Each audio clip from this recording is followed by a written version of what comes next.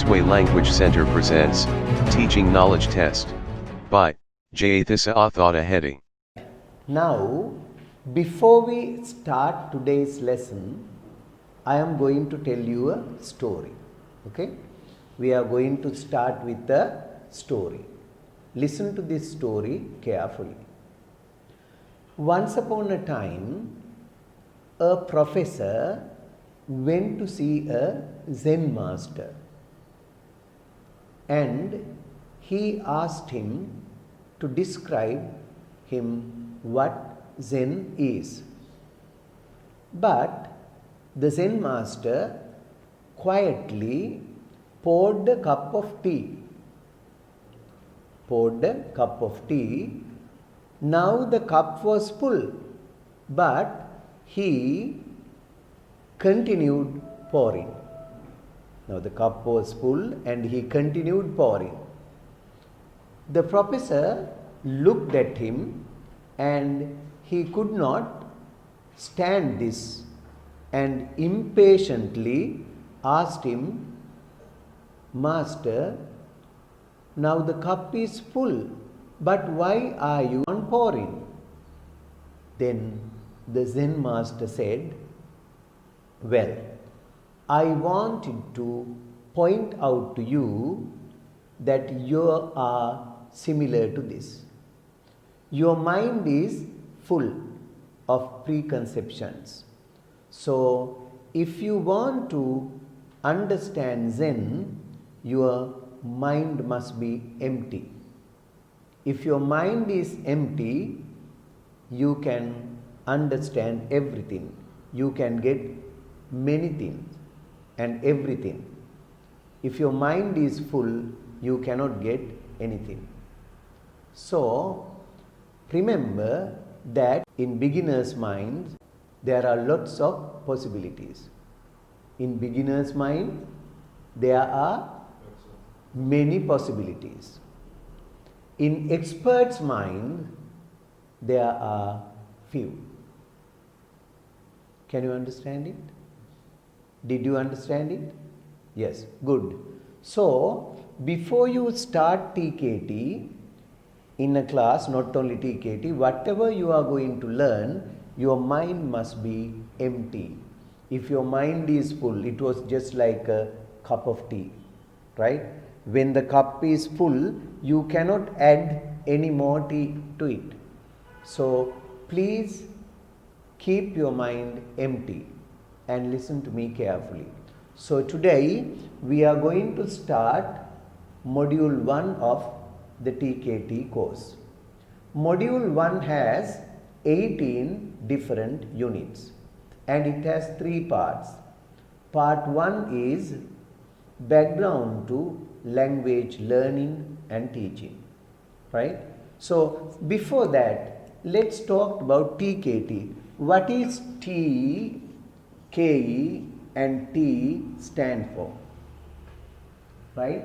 TKT stands for Teaching Knowledge Test. This is a Cambridge University exam. At the end of the exam, you will receive a very valuable certificate from the Cambridge University. So, TKT module 1, as I said earlier, has 3 parts. So, today we are going to start part 1. Part 1 has 8 units. Part 1 has 8 units.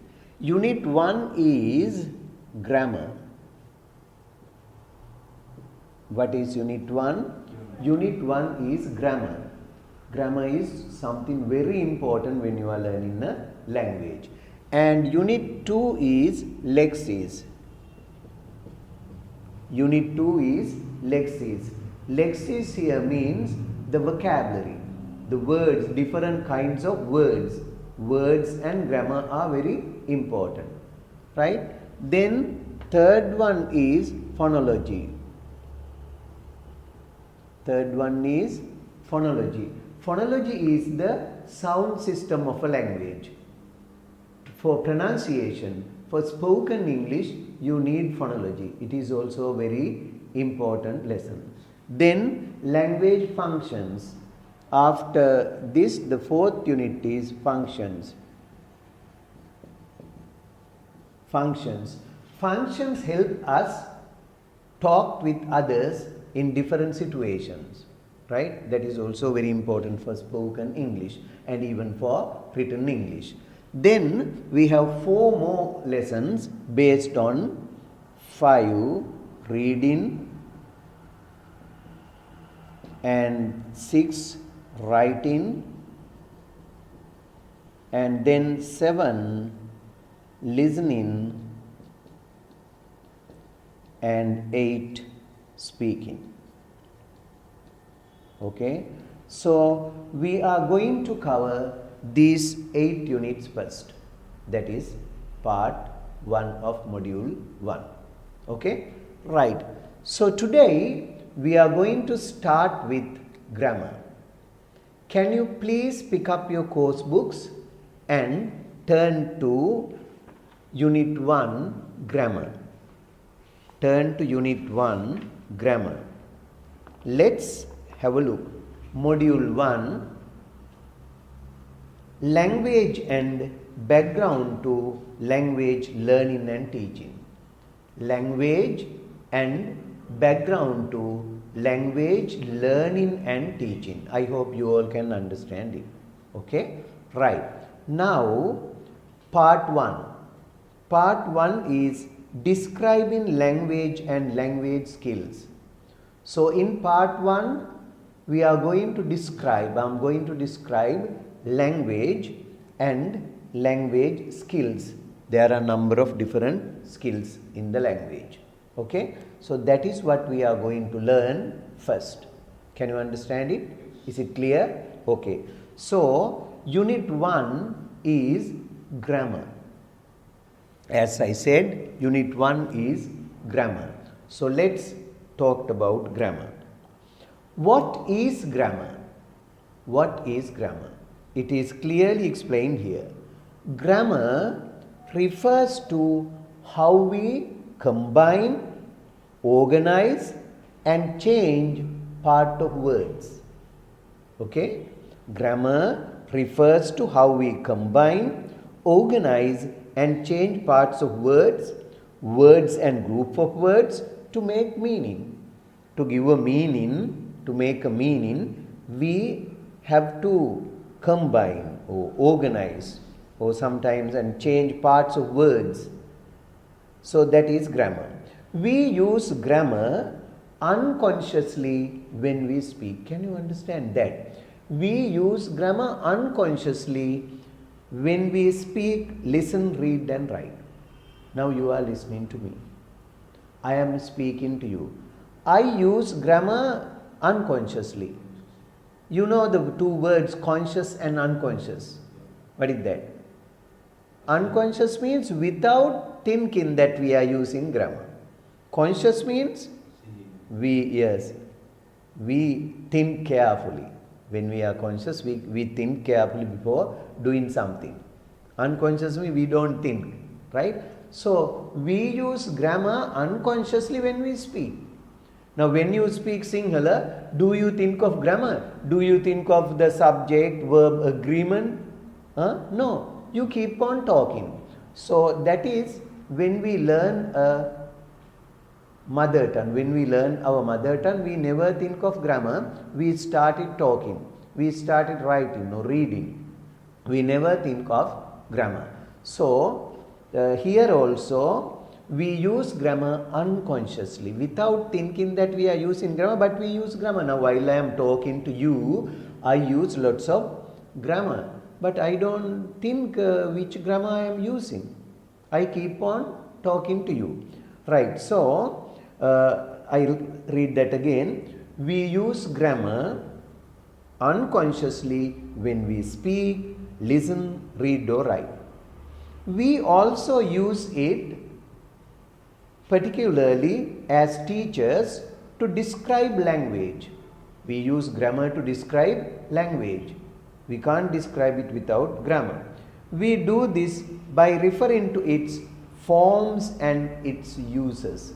Now we must know what is form and what is uses.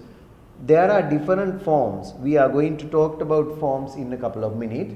Forms are, now for example, if we take a noun, you know what a noun is, right? Noun has different forms, singular form, plural form. When we come to adjectives, there are different forms. What are the different forms of an adjective? Positive form, comparative form. Now for example, tall, taller, they are different forms. So, grammar includes large number of forms and uses. Uses are also different. We will talk about in later. Now that is the first paragraph.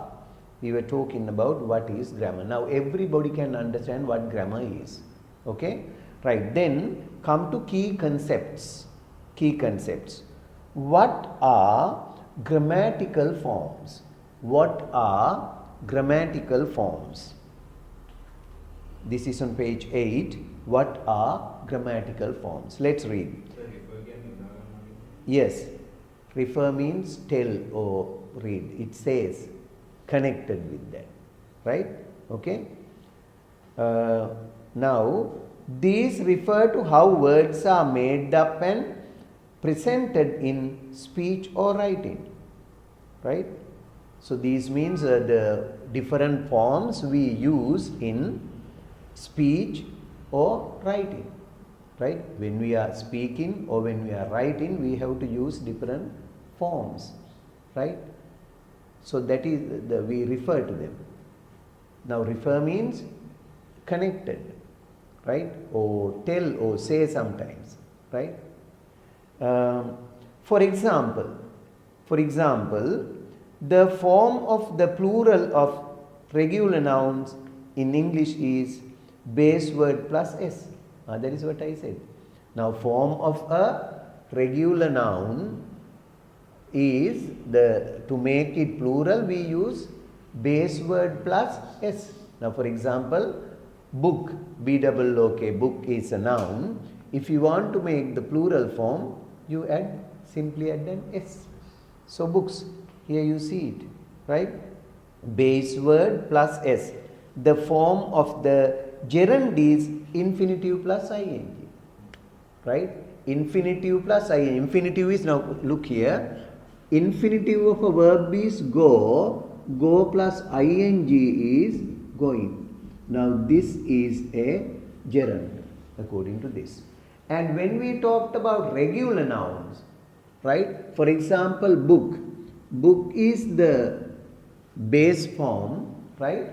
And if you want to make it plural, we add s, right? S, so it becomes books.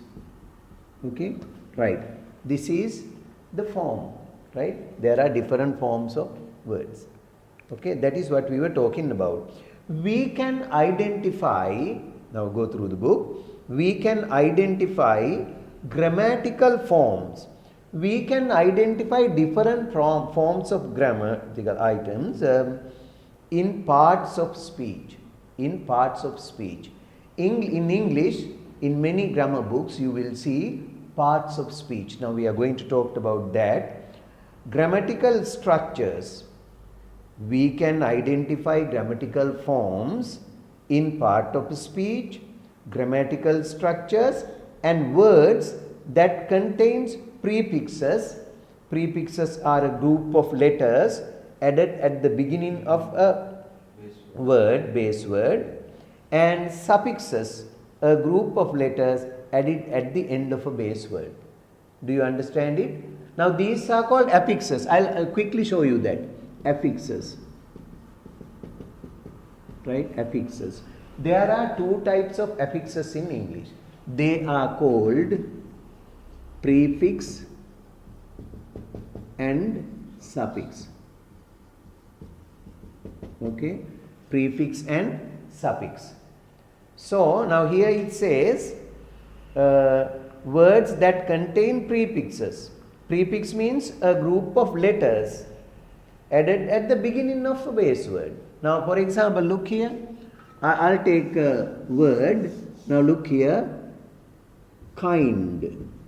Now kind is a word that everyone knows. You know the meaning of kind, right? So this is the word adjective So prefix is a group of letters which we added at the beginning of a word. Now we can say unkind.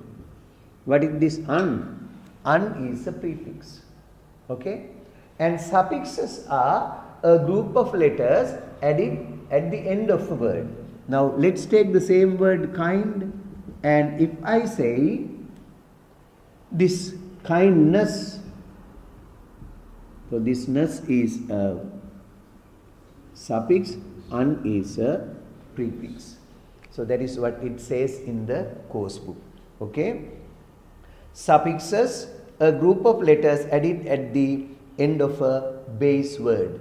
Base word is kind. When we add, say, unkind, by adding un, it is a prefix. And when we say kindness, ness is a suffix. Okay, I hope you can understand. Then, there are 9 parts of speech. There are 9 parts of speech in English. In English, there are 9 parts of speech.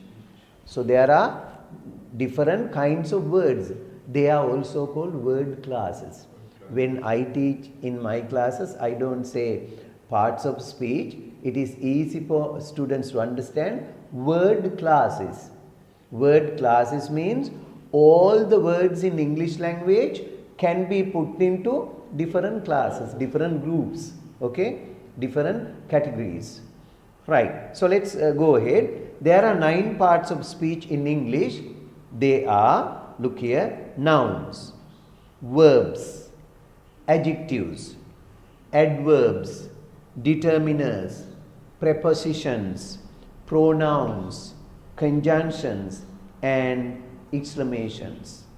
These are the 9 parts of speech in English, and they are also called word classes. A part of a speech or word class, here they have used that word.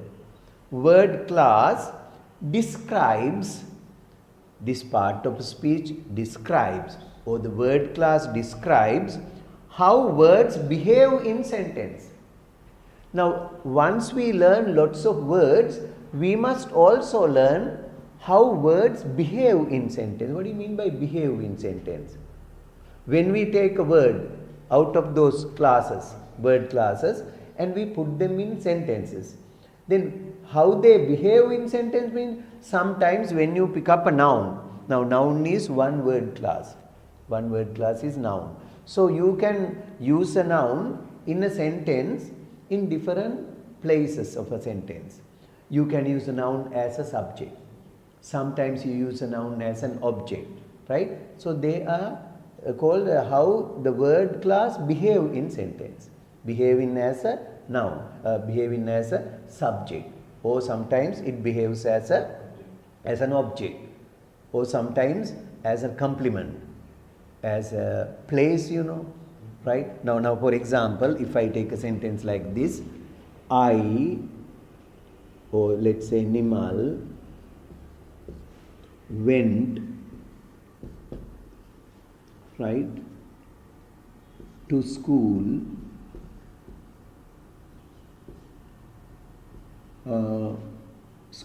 with his brother. Now please look at this sentence. Nimal went to school with his brother. Nimal is a noun, right? So this noun behaves in this sentence as a subject.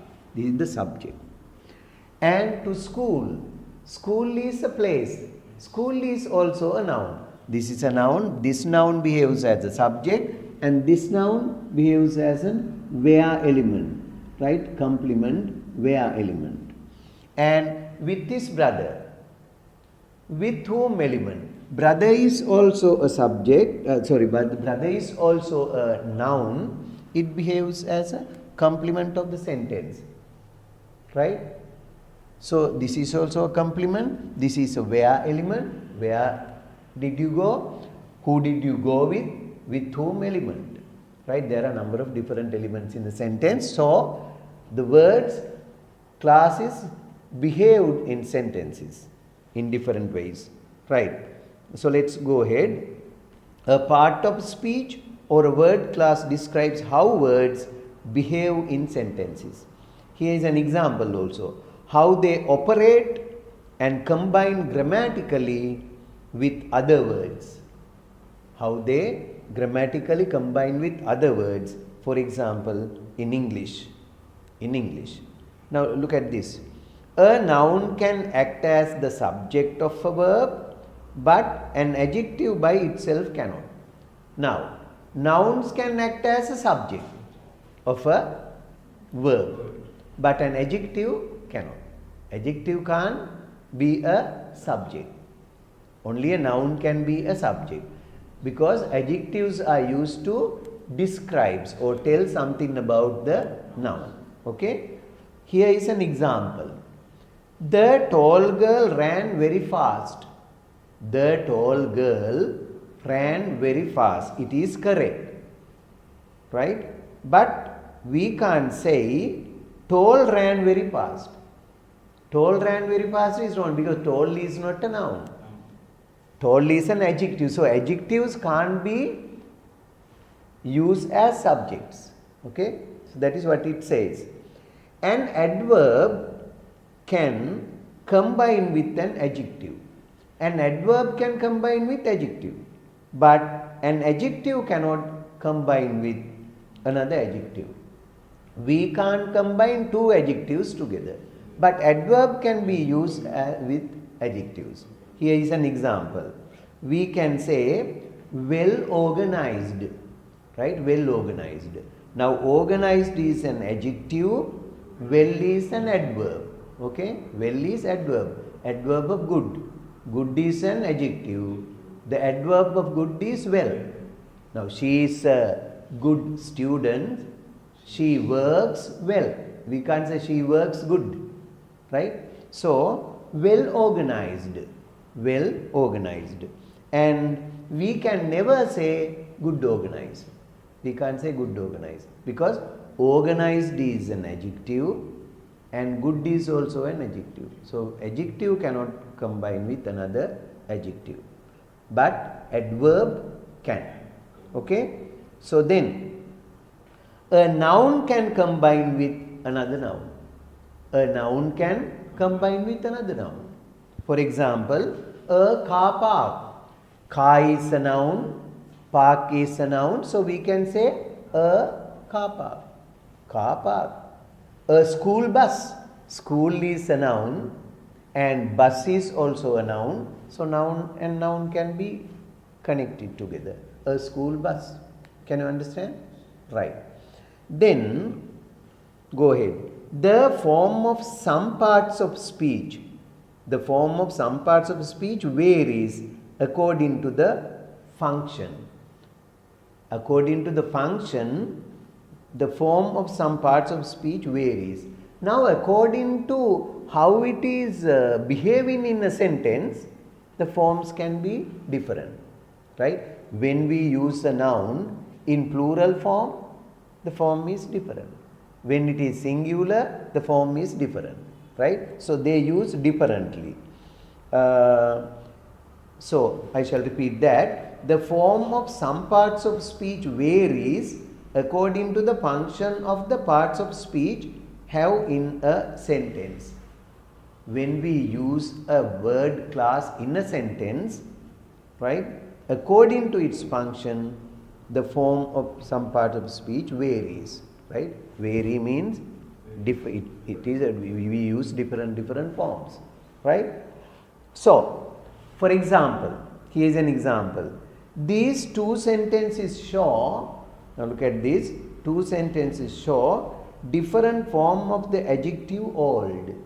Now old is an adjective. Old is an adjective.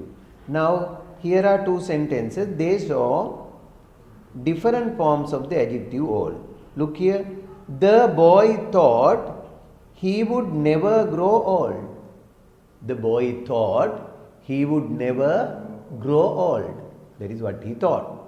Right? Then he is older than most of his friends. He is older than most of his friends. Now two different forms. Old, older.